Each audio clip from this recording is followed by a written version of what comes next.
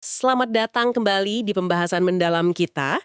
Hari ini kita fokus pada satu bab krusial dari buku The McKinsey Way, yaitu bab 8, melakukan wawancara.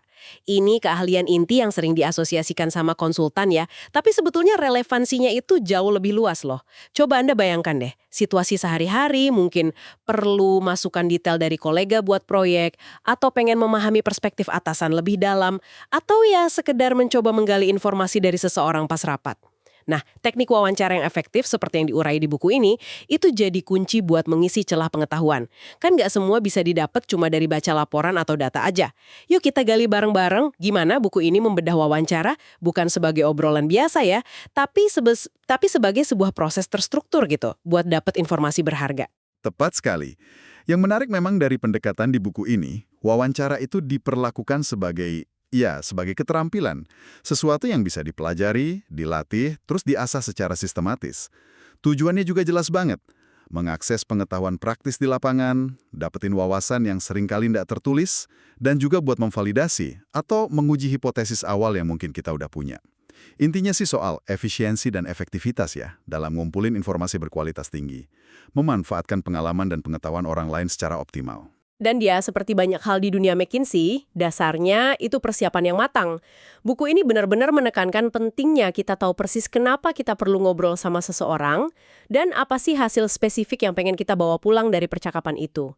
Bisa diuraikan lebih detail mungkin, langkah-langkah persiapan konkret yang disarankan itu apa aja? Tentu, persiapan ini penting banget sebagai fondasi biar wawancaranya nggak cuma jadi, ya obrolan ngalor ngidul gitu. Ada beberapa elemen kunci nih. Pertama, pahami konteks narasumber. Ini bukan cuma soal tahu jabatan atau peran formal mereka aja loh.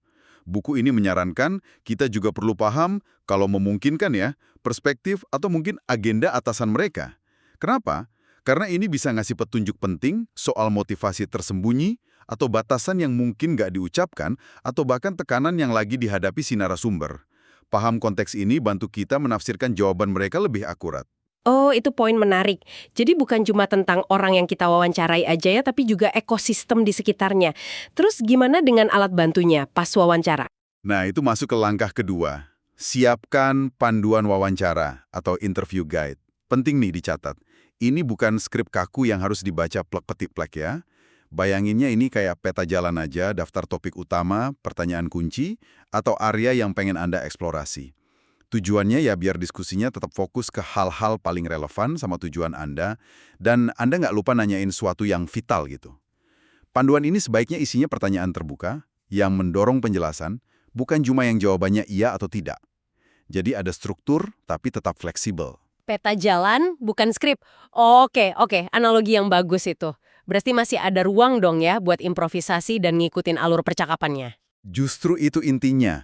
Panduan itu jaga kita tetap di jalur, tapi nggak mengekang. Dan ini nyambung banget sama langkah persiapan ketiga yang sangat ditekankan di buku ini. Identifikasi 2 atau 3 poin kunci. Jadi, sebelum masuk ruang wawancara, Anda harus sudah netapin dengan jelas. Apa sih 2 atau 3 informasi paling krusial yang wajib Anda dapatkan dari orang ini? Prinsipnya, jangan serakah. Nyoba gali semua hal dalam satu kesempatan. Fokus ke prioritas utama ini bikin wawancara jauh lebih terarah dan efisien. Ini sejalan juga sama filosofi McKinsey lain, kayak aturan 80-20 gitu, fokus ke 20% upaya yang ngasih 80% hasil. Daripada mendidihkan lautan, mending fokus nangkap ikan besar yang paling penting aja. Fokus pada 2-3 poin kunci. Kedengerannya disiplin banget ya. Kayak masuk supermarket bawa daftar belanja jelas buat 2-3 bahan utama masakan malam ini, bukan cuma keliling tanpa tujuan, pulangnya banyak barang tapi nggak ada yang dibutuhin. Pendekatan ini pasti ngebantu banget buat Anda yang mungkin sering ngerasa overwhelmed sama informasi dan pengen langsung ke intinya. Tapi apa fokus yang terlalu ketat ini nggak berisiko bikin kita kehilangan info sampingan yang mungkin justru berharga? Gimana tuh? Pertanyaan bagus. Nah, disinilah keseimbangan berperan. Dan itu nanti kita bahas lebih lanjut pas ngomongin teknik selama wawancara. Panduan dan fokus pada poin kunci itu kerangka awal aja. Tapi pewawancara yang baik juga harus punya telinga buat nangkap hal-hal tak terduga yang muncul di luar kerangka itu. Persiapan yang matang justru ngasih kita kemewahan buat bisa sedikit menyimpang dari jalur kalau ada sesuatu yang menarik muncul, karena kita tahu persis apa poin utama yang harus kita kembali tuju nanti. Jadi, persiapan ini bukan membatasi sebetulnya, tapi ngasih fondasi yang kuat buat eksplorasi yang terarah. Baik, jadi persiapannya udah kuat nih. Paham konteks, punya peta jalan berupa panduan, dan tahu persis 2-3 harta karun utama yang dicari. Oke, sekarang kita masuk ke momen wawancaranya nih. Pas kita udah hadap-hadapan sama narasumber, apa prinsip utama dan teknik yang disaranin buku ini biar percakapannya jalan efektif? Prinsip utamanya bisa dirangkum bagus dalam 2 kata. Dengarkan dan pandu. Listen and guide. Ini kayak tarian yang halus gitu. Di satu sisi, Anda pengen mendengarkan dengan saksama. Kasih ruang sebanyak mungkin buat narasumber bicara karena disitulah emasnya. Pengalaman, perspektif, data kualitatif mereka. Anda perlu nyerap apa yang mereka katakan, bahkan yang nggak mereka katakan. Tapi di sisi lain, Anda juga perlu memandu percakapan. Jangan biarin diskusi ngalir terlalu liar sampai keluar topik atau tujuan awal. Anda harus bisa dengan halus mengarahkan balik ke jalur yang relevan kalau mulai agak menyimpang. Mendengarkan dan memandu. Wah, kedengarannya butuh konsentrasi tinggi ya. Gimana caranya kita nunjukin kalau kita benar-benar dengerin secara aktif? Buku ini nyebutin beberapa teknik spesifik kan ya? Betul, mendengarkan aktif itu bukan sekedar diem aja. Buku ini nyorot beberapa teknik konkret. Pertama, isyarat verbal. Ini bisa kata-kata simpel kayak iya, saya paham, menarik, atau bahkan cuma gumaman, Yang menarik, buku ini nyebutnya McKinney-Grant. Tujuannya bukan buat nyela, tapi justru sebaliknya. Ngasih sinyal kalau Anda ngikutin alur pikiran mereka, Anda terlibat, dan ngasih jeda mikro buat mereka terus mikir atau ngelanjutin. Kayak ngasih lampu hijau verbal gitu, biar mereka terus ngomong. Kedua, bahasa tubuh. Komunikasi nonverbal itu kuat banget. Condongin badan dikit ke depan, jaga kontak mata yang nyaman, yang nggak melotot tajam, tapi juga nggak menghindar terus, mengangguk sesekali buat nunjukin pemahaman atau persetujuan. Gestur-gestur ini secara bawah sadar ngirim pesan. Saya di sini, saya fokus ke Anda, apa yang Anda bilang itu penting. Ketiga, dan ini sering dianggap remeh tapi krusial banget, mencatat. Lagian, kita nggak pernah tahu kapan detil kecil yang kelihatan sepele di awal ternyata jadi kepingan puzzle penting nantinya pas kita gabungin info dari berbagai sumber. Tentu aja, fungsi utamanya ya merekam poin-poin penting biar nggak lupa. Penanda perhatian. Mencatat juga, iya, saya bisa bayangin itu bikin narasumber ngerasa lebih didengerin. Tapi soal mencatat nih, ada risiko nggak sih kita malah jadi terlalu fokus ke catatan, terus kehilangan koneksi personal atau momen penting pas narasumber ngomong? Gimana nyeimbanginnya? Itu risiko yang valid. Kuncinya adalah jangan nyatet tiap kata kayak transkrip. Fokus aja ke ide kunci, fakta penting, atau kutipan menarik. Latih diri Anda buat bisa nyatet sambil tetap jaga kontak mata sesekali dan ngasih isyarat verbal tadi. Ini keterampilan yang perlu diasah memang. Mungkin awalnya agak kaku ya, tapi lama-lama bakal lebih natural kok. Tujuannya nyatet tanpa mutusin aliran percakapan atau bikin narasumber ngerasa ngomong sama buku catatan Anda. Oke, jadi mendengarkan udah jelas. Sekarang bagian memandunya nih, selain jaga biar nggak keluar jalur, gimana kita bisa secara aktif ngarahin percakapan buat dapetin pemahaman yang lebih dalam atau klarifikasi sesuatu? Ada taktik spesifik yang dibahas nggak?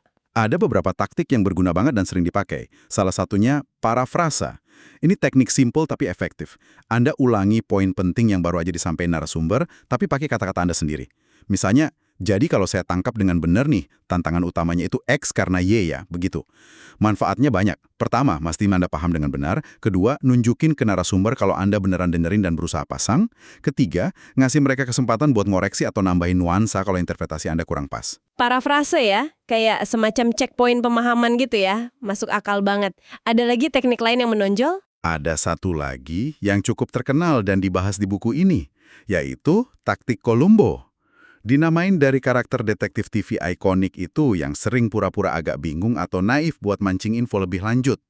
Nah, dalam konteks wawancara, ini artinya Anda secara strategis ngajuin pertanyaan yang mungkin kesannya dasar, atau seolah Anda kurang paham, padahal mungkin Anda udah punya hipotesis.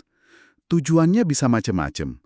Dorong narasumber jelasin konsep rumit pakai bahasa lebih sederhana, nge-bypass jargon teknis yang mungkin bikin bingung, ngungkap asumsi tersembunyi di balik pernyataan mereka, atau bahkan nguji seberapa kuat keyakinan mereka terhadap suatu pendapat. Wah, taktik Columbo. Cerdik juga ya. Pakai kesan nggak tahu buat dapetin kejernihan atau kedalaman.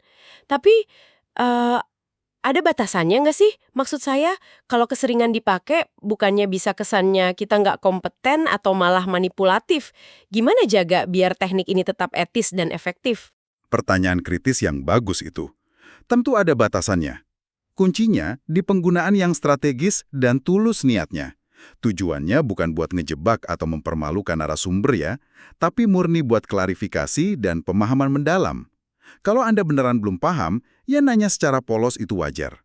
Kalau Anda udah punya dugaan, tapi pengen nguji atau dengar versi mereka, framing pertanyaannya harus tetap sopan. Misalnya, maaf nih, mungkin saya agak lambat nangkapnya. Bisa dijelasin lagi bagian Z itu? Atau, saya coba bayangin ini dari sudut pandang lain. Gimana ya Anda melihat? Ini lebih ke kerendahan hati intelektual sih, bukan kepura-puraan. Kalau dipakai berlebihan atau dengan niat jelek, ya tentu aja bisa jadi bumerang dan ngerusak kepercayaan. Jadi kuncinya di niat dan cara penyampaiannya ya?